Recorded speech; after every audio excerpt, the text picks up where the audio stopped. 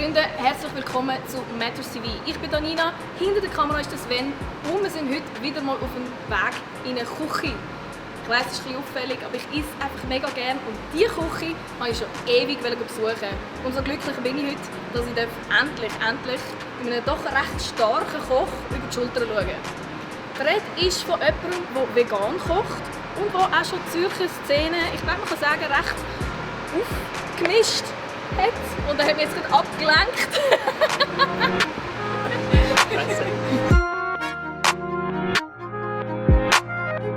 Das ist mein starker Mann. Ich habe ihn gefunden und mega toll, dass ich da sein darf. Ich kann vorher schon die Sprossen hypnotisieren. Ist das nicht voll cool? Was machen wir? Ein Vögelchen hat mir gezwitschert, dass du unbedingt Pancakes essen willst. Ja, und dann machen wir heute ein paar Pancakes. Cool. Machen wir klassisch Protein-Pancakes, weil habe ich Bock heute drauf und ich brauche noch ein bisschen Proteine. Und dann habe ich noch eine herzhafte, eine salzige Variante. Cool. Also so zweierlei. Ich bin ready. Ja? Ja. Gut. Ich auch. Jetzt du ist natürlich streng geheim, ne? Und die andere ist einfach Freestyle. Es ist ja noch schwierig beim vegan Kochen, vor allem, weil man ja das eine hat, wo bindet, oder? Aber es ist das? eigentlich wie überflüssig. Okay. Backpulver und Leinsamen, das ist so meine Basic. Was ist das? Das ist Zitronenzeste. Wow. Die haben wir auch getrocknet im Dehydrator. Machen wir das so? Wie macht man das? Genau. Ich habe gedacht, wir ziehen vielleicht eben ein bisschen Zwiebeln an mit Chili, ein bisschen Thymian noch und hauen dann zum Schluss die Tomaten rein und das hauen wir dann über die Pancakes drüber. Hast du eine normale Ausbildung zum Koch gemacht? Ja, ganz normal in einem großen Hotel in Deutschland. Finde ich, war auch das Beste. Ja. Ich muss es immer wieder sagen. Und du hast wirklich alles so konventionell gemacht? Fleisch, alles? Ja. Okay. Ja. Und es war halt wirklich eine Großküche, also man schafft da wirklich mit riesen Kippern und es ist wirklich Massenproduktion, aber man lernt wirklich alle Basics. Das fand ich noch mega wichtig, als wenn du jetzt irgendwo in einem Sterne-Restaurant anfängst oder in einer kleinen Pension oder so. Da wird halt dann viel schon mit Ersatzprodukten gearbeitet, weil man tut jetzt nicht, man tut nicht direkt jetzt eine Gemüsebon anziehen, weil man hat nicht so viele Abschnitte täglich und das lohnt sich nicht. Deswegen ist in der Hotellerie jetzt wirklich, finde ich, am besten so zum Kochausbildung machen. Und bist du dann zu dem Moment, wo du die Ausbildung gemacht hast, schon vegan gewesen? Nein. Ich bin dann halt vegan geworden durch die Musikszene, durch die Hardcore-Punk-Szene, durch Konzerte, Kollegen, wo sich dazu entschieden haben, diesen Weg zu gehen. Genau, aber dann hat man sich halt auch informiert. Es war wie so ein Mitläufer. Ne? Ich meine, das machen ja viele heutzutage. Viele machen den Trend mit und im Endeffekt entsteht dann daraus wirklich eine Leidenschaft, eine Lebenseinstellung. Zum Beispiel die Chilis oder die Zwiebeln. Vorsicht, heiß hinter dir. Dann auch nochmal einen geilen Geschmack.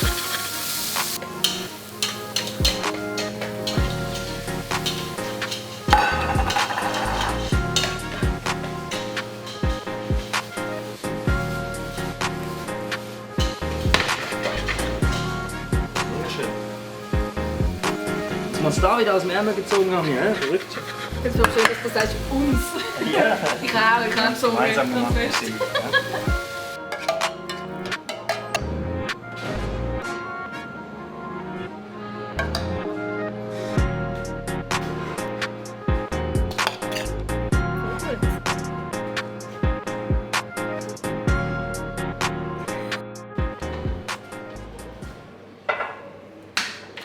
Oft habe ich das Gefühl, dass Veganismus ein komisches Image immer noch hat. Also weißt, vielleicht auch so ein bisschen, dass man das Gefühl hat, dass die Hardcore-Veganer so ein bisschen ungesund aussehen oder dass man Mängel hat und so. Was denkst du darüber? Also was ist im Moment so das Bild vom Veganismus? Es ist nicht mehr das gleiche Image, wie es damals mal war, dass jeder denkt, hey, vegan,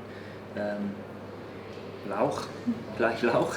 Das Know-how ist da und ich glaube, es wird sich auch immer mehr in die Richtung entwickeln, weil eben die Videos, Bilder, die Nachrichten auch sehr präsent sind in die Richtung und vielen bewusst wird, hey, es ist der einzig richtige Weg, um das Tierleid zu beenden, um den Planeten auch zu schützen, was vielen ja gar nicht so bewusst ist, wie schlimm das eigentlich ist, und auch ihre eigene Gesundheit zuliebe. Ich habe mir so das Gefühl, ist das einfach ein Trend und sind wir da in einer Bubble? Wir sind ja auch sehr privilegiert in der westlichen Welt und gerade noch in Zürich jetzt auch. Denkst du tatsächlich, dass sich das in eine ganz klare einfach eine Normalität auch wird verwandeln? Es fängt an mit einem Trend. Viele Leute machen es nach, weil es cool ist, weil es derjenige gemacht hat, wo eben prominent ist etc. Und währenddem realisiert man dann langsam, also man kriegt dann Informationen, hey, zum Beispiel der wird jetzt vegan, okay, ich probiere es auch mal, und dann, hey, wieso wird man denn eigentlich vegan? Ne? Und dann macht es bei vielen ganz schnell Klick, hey, oh, verdammt, was konsumiere ich da, weißt du? Und was supporte ich da? Und dann wird es von einem Trend ganz schnell zu einer Lebenseinstellung. Was hast du das Gefühl, sind die häufigsten Fehler, die die Leute machen, die sich einfach vegan ernähren? Das ist ja am Anfang recht so ein bisschen überfordernd. Und was sind da so Klassiker, die man vermeiden kann? Die häufigsten Probleme, die am Anfang gemacht werden, sind eigentlich die, dass man viel zu schnell mit dem Trend, Lebenseinstellung, dass man viel zu schnell mit dem anfängt.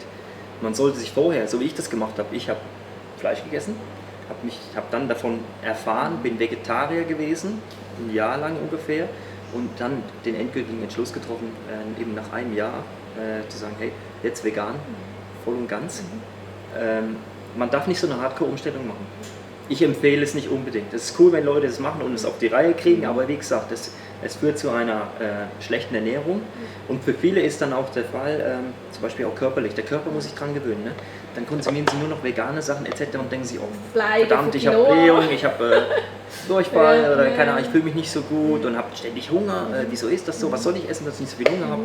Der Körper muss sich daran gewöhnen. Das sind ganz neue Nährstoffe oder ganz neue Bausteine, mit denen der arbeiten muss, wo er verarbeiten muss. Und das wird eben ganz was Neues. Deswegen wirklich Step by Step anfangen.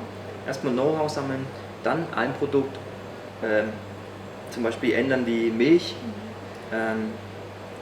oder vielleicht auch mal was anderes, vielleicht auch mit Kleidung anfangen. Hey, was ist damit? Kleidung, Pflegeprodukte und dann irgendwann mal vielleicht zur Ernährung gehen. Ne? Das ist vielleicht auch ein interessanter Weg. Und viele Anfangsfehler sind halt auch, dass sie eben, wenn sie diese Hardcore-Umstellung machen, hey, alles klar, ich kaufe jetzt nur noch vegan ein. Oh, da ist ein veganes Label drauf, hier Ersatzschnitzel, dann hier ein paar Chicken Nuggets, keine Ahnung. Und so Sachen sind halt auch nicht immer gesund. Das sollte man nicht jeden Tag konsumieren. Zum Beispiel, das ist cool für eine geile Grillparty, so ein geiles Würstchen oder ein Steak, ne? So in der Art. Aber wenn man das jeden Tag konsumiert, dann ist einem halt auch nicht so wohl. Ne? Also ich muss sagen, wir können jetzt mal essen. Ich kann die nicht mehr länger anstarren und sie werden noch kälter. Mit dir. Sollst du es auch probieren? Mach. Yeah. Nimmst du Supplements? Ich nehme Heidelbeeren. Pancakes? Pancakes. Nein, Spaß beiseite. B12, keine Ahnung was. Ich habe mich schon ab und zu mal testen lassen beim Arzt. Also das sollte man ja routinemäßig machen, nicht nur Veganer, auch allgemein. Ob man irgendwelche Mängel hat, aber bei mir ist eigentlich alles im grünen Bereich. Aber wenn man natürlich hart trainiert, oft trainiert, körperlich sehr aktiv ist, dann hat man natürlich einen erhöhten Nährstoffbedarf. Ne?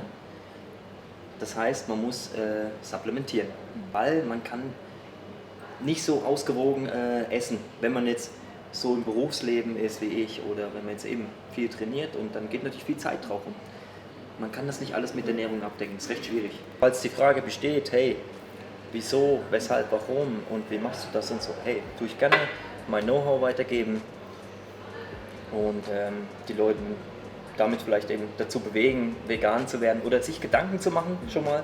Das ist schon mal ein wichtiger Punkt. Aber genauso wie es Roots, einfach nicht dogmatisch sein. Ich bin nicht hier der, der schreit, hey, go vegan. Ne?